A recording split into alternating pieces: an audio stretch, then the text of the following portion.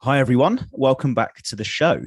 So, I've been thinking a lot recently about decision making, partly because it's bread and butter of what's required to run a business, as I do. Strategic decisions about the direction of the company, operational decisions day to day on customers and finances, operations, marketing, and sales.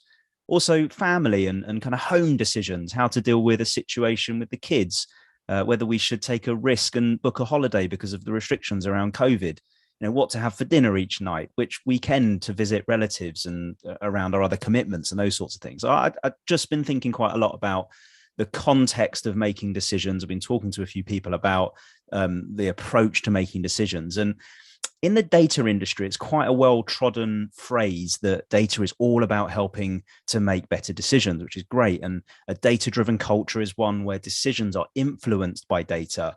And that's how things are done. That's just how data-driven businesses work. They use data to drive their decision making. Great. This is true. This is what we expect. This is what we're working towards and what we really want to try and achieve. Getting good at data, it's ultimately about creating a kind of smooth running operation that's able to make better decisions more often, get them right more often. And I'm a big advocate for this. Lots of my peers, lots of my customers, lots of vendors, lots of other thought leaders in this space are on the same page with this objective, with using data, help drive better decision making. The focus to achieve this moves to data, it moves to technology, it focuses on data products, it focuses on building teams, and delivering, the quote unquote data strategy. In many instances, in more advanced organizations, education is brought into this with a focus on data literacy. That's looking normally to help individuals get better at, generating insights on analyzing data sets in order to make better decisions. Again, very, very admirable stuff and absolutely the right thing to focus on. What's often missing, though, and I'm thinking about this more and more, and I'm seeing this more and more, and I do think this needs to change, is the discussion and education about how best to actually make decisions. How do we actually make better decisions? The process, the thinking behind decision making. And it's the proper sharp end of getting value from data.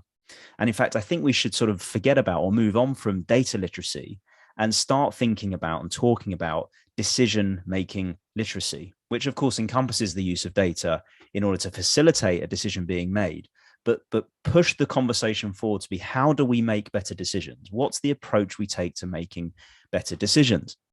Now, in business, a decision can be defined as a course of action chosen purposely from a set of options to achieve some objectives or goals. I've read that. That's a kind of dictionary definition of what a decision is.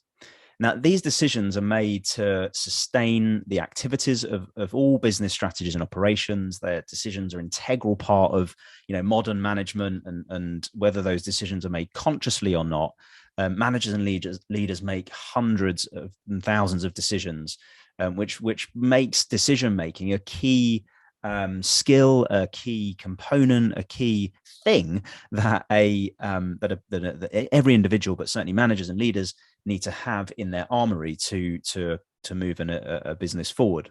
In psychology, decision making is seen as a cognitive process that results in choosing a course of action or a belief based on several possible options. Again, something I'm reading there as the definition.